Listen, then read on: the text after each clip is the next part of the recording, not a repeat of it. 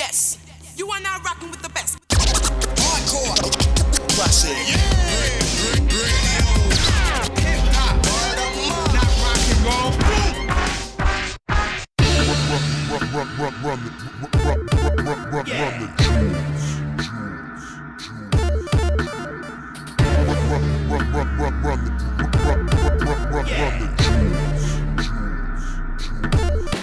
You guys, congratulations on the success of the album so far. Thank you. Is this something that you guys, you just knew it was going to click like this? We definitely had hopes, and we definitely figured after the collaborations on Cancer for Cure and rap music, people would want more. Yep. So, and did you think that you'd get this kind of level of, it's kind of almost crossing into the mainstream success, and this is off a free album. Is this something that surprised you? I don't think we really knew the extent of it, man. We're just glad to be making, because we made a hardcore rap album. It's not pop music. Exactly. Like, when I first heard it, I was like, oh, I know the heads are going to be into this. Yeah. But just seeing how it's kind of crossing over those boundaries is a beautiful thing for both of you guys. Yeah, it's been really cool, man. And we're grateful for that. But we'd be lying if we said we didn't expect that people would like the music, because we were amped about it. We like working together, so. That's why we do it. We just do it because it's fun for us. Pops went away, but I stayed vagrant. Place where the steel and cement became nature. Look what you did with the place, it looks gorgeous. Cityscape where the blood of good men courses. And the dreamers of bull trapped the porcelain.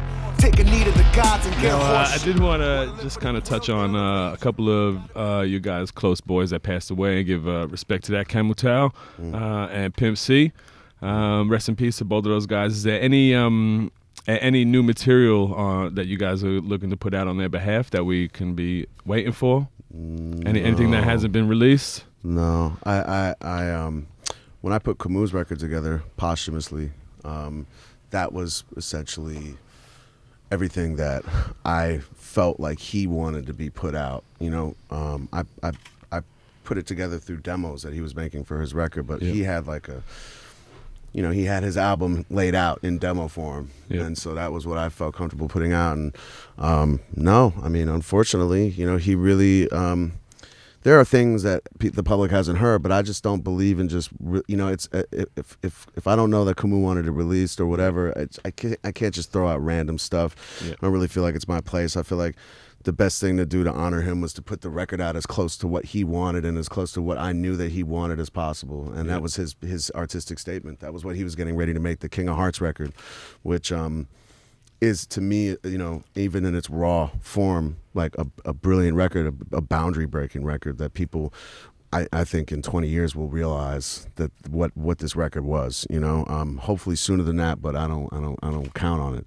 I have a unreleased Pimp C verse that will never be released because, Pimp is gone and I don't really feel compelled to share it. You know what I mean? I'm just happy to have gotten my Pimp C verse.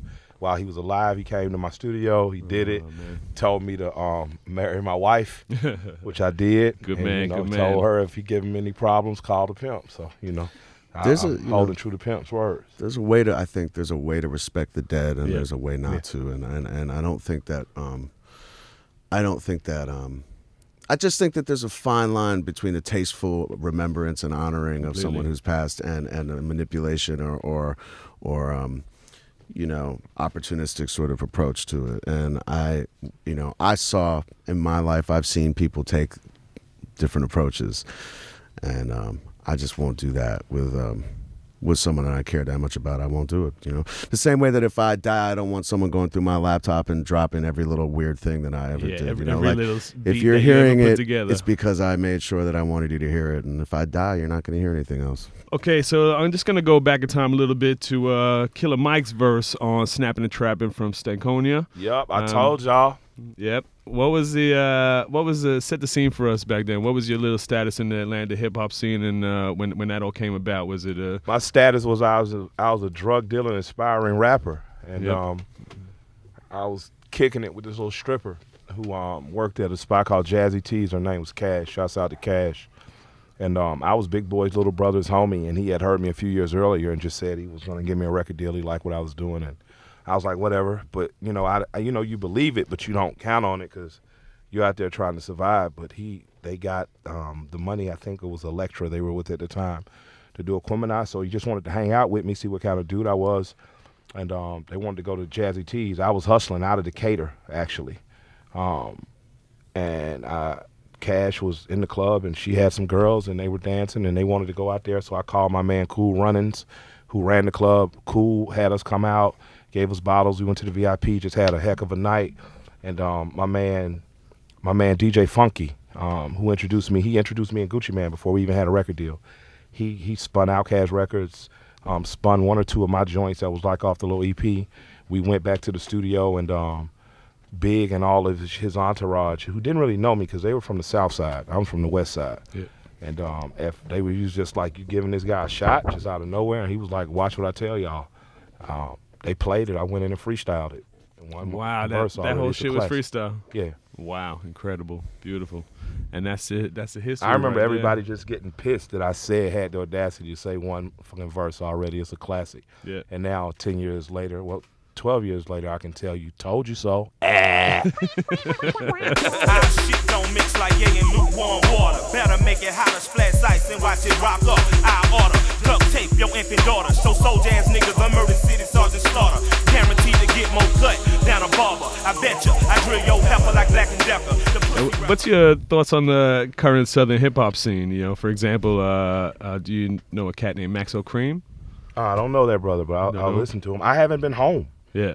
You know, I've been on tour for 2 years. I haven't been home for longer than 2 weeks. How's that treat you being a married man and all that? That makes it rough on your relationship? Me and my wife love hoes.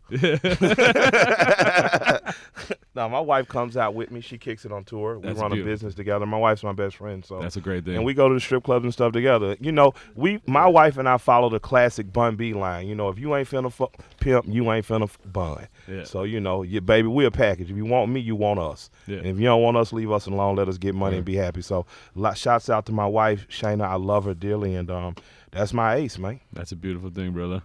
And how about the name change that happened in about 2009? Mike Bigger? Yeah, it's still PG for those suckers that's scared. But, you know, it's just something cool to say. Yeah. So that was a moment in time where you was thinking that maybe the name was holding you back? Nah, that was a moment in time my publicist was like, the name is holding you back.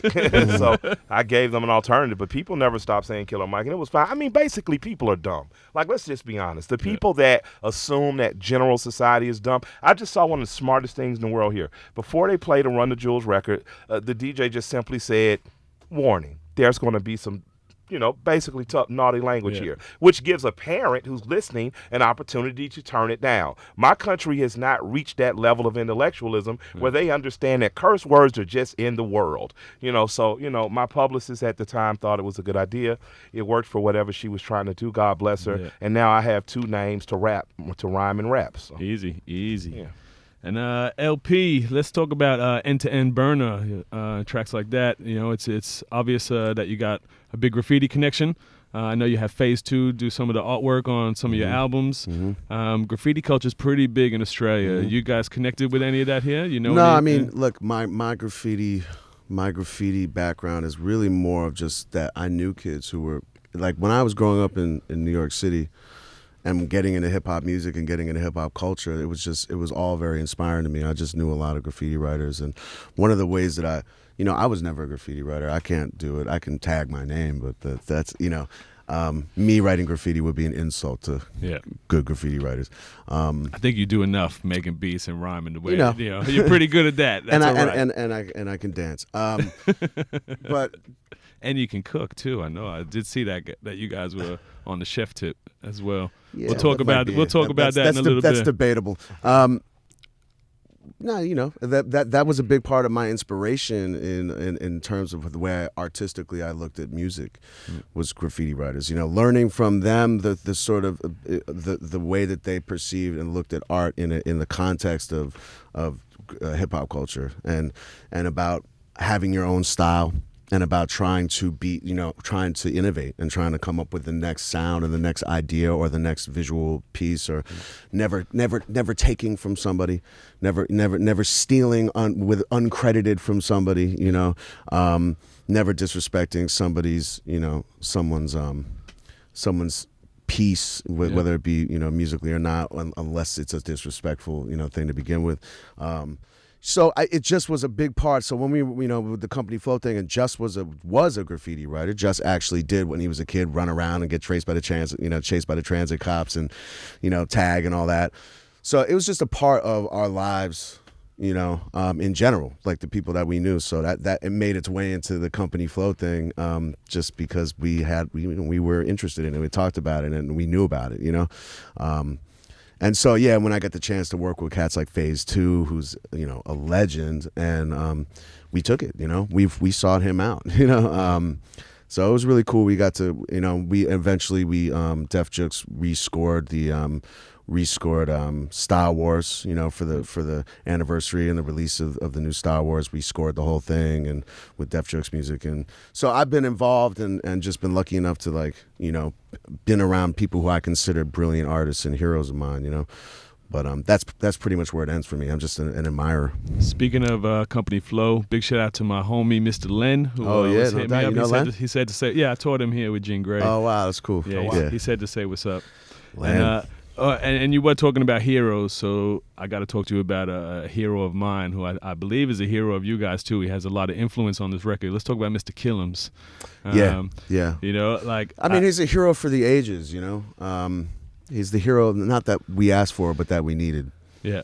I think he's, is it fair to say that he's partly responsible for the incredible creativity behind this album, Lacing Your Oreos with those little mushies? I mean, Killums is kind of like our spirit animal, essentially. He pops up in the strangest of places. You can't control him. You can't contact him when you want to. He's definitely sort of thinks that he's a bigger star than he really is. I'm pretty sure. So he's the one that gets the business class and the private jets and meets you guys on tour sometimes. He's the one that gets the coke and the whores. Yeah. Settling to the FEMA, dreamer, your polluted house speaker, leader, yes and reader, going to the dirt and doom, drones nearer, here's a mirror to peer, fear grows clearer, stirrer, back away from the panic of our era, pira, mid-ocular, unladed insignia. What about Mr. Killums and Crack Fox from Mighty Boosh? You think they could ever do something together? I mean, he's a really difficult animal to work with. I personally refuse to get involved with his business. If he shows up, he shows up. I can't guarantee anything. All right. We might have to try and track him down. Like I said, if you've got cocaine and whores, then you have a better chance of getting him in the studio. Crack Fox is the man as well. He will have that. Beautiful, beautiful. And you still got the barbershop in Atlanta? Yeah, absolutely. All right, shout it out, brother. If anybody's in Atlanta, go check it out. Go to Graffiti Swag Shop. You can go on Instagram, Graffiti Swag, check it out, or my Instagram, Killer Mike GTO, and whip over from there. And when you land, we're 8 minutes from the airport. Come get a haircut, see some dope stuff, get a free beer. Beautiful, sounds good. In 36-inch Chain, you guys quoted as saying you're like Che Guevara and Fidel. By the vibe is in the studio, I'd say maybe more like Cheech and Chong. Are there any other duos you compare yourselves to? Thelma and Louise. Any other duo? Loggins and Messina. Loggins and Messina, definitely. Hall & Oates. Yeah, EPMD, I like. Those twins that were Playboy centerfolds a few years back. The Barbie twins? Yeah, we're just like them. Yep. Superficial. We're totally really beautiful women, and we're naked. On the inside. The inside. And we're like peanut butter and jelly, man. We just go together. It's so good that you talked about peanut butter and jelly because my next question is about you guys cooking. I was watching the video and I saw that, Killer Mike was killing it in the kitchen. You were trying to take credit for his. Wait, no. You saw the video, right? I saw the video. Then what are you talking about? I literally cooked them. And really? Are you really being anti-Semitic right now? Are you being anti-Semitic? This interview's over, B. If that's how you interpret it, don't even start. I saw a bit of marinating going on, maybe a little bit of You saw Killer Mike. A little bit of cracked pepper or something. That's my man. Do you remember the part where he couldn't name any ingredients except oxygen, nitrogen, and turkey? You remember that part? He was killing it though. Okay, wait. Let's see. Let's see who's. Man, I'm gonna get my justice on this. Man. Look how solid I am. I'm gonna give you guys a chance to get your. I'm gonna give you guys a chance to get your justice and prove who is the real cook of the crew right here. Give us your best recipe. Very simple. Something that the people can cook and go, this is LP's chicken or this is Killer Mike's blah blah blah. Weed and coffee. Oh, easy. My best recipe.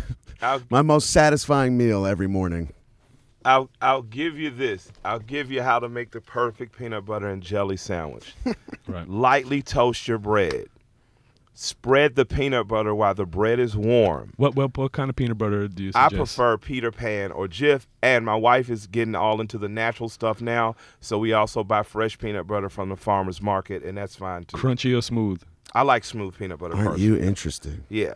On the other piece of toast, lightly toasted bread, you can use syrup or honey, pour it on and let it actually soak into the bread, or put on jam and let it soak, and then put it together and enjoy goodness with a cool cup of milk. Preferably wearing an adult diaper.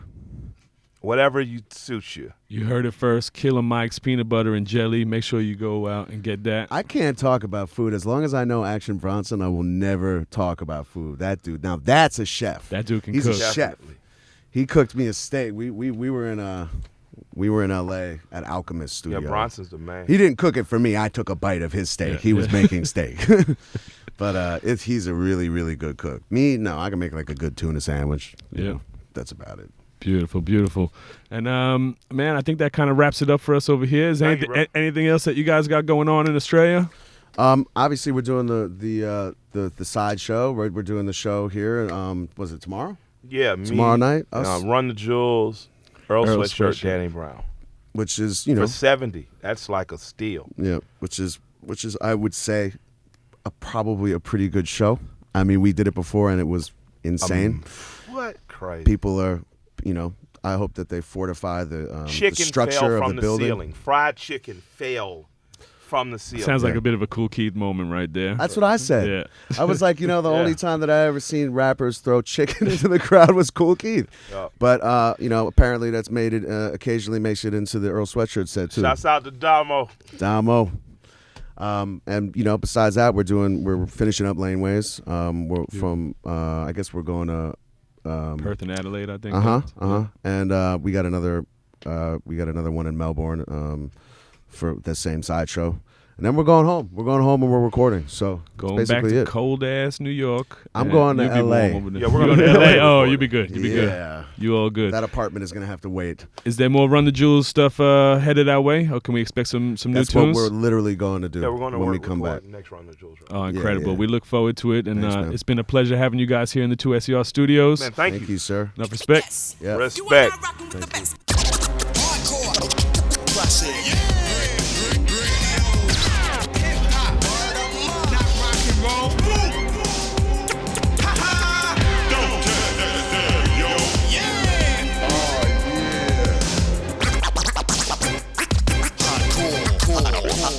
You've been listening to Hardcore Classic 2SER 107.3.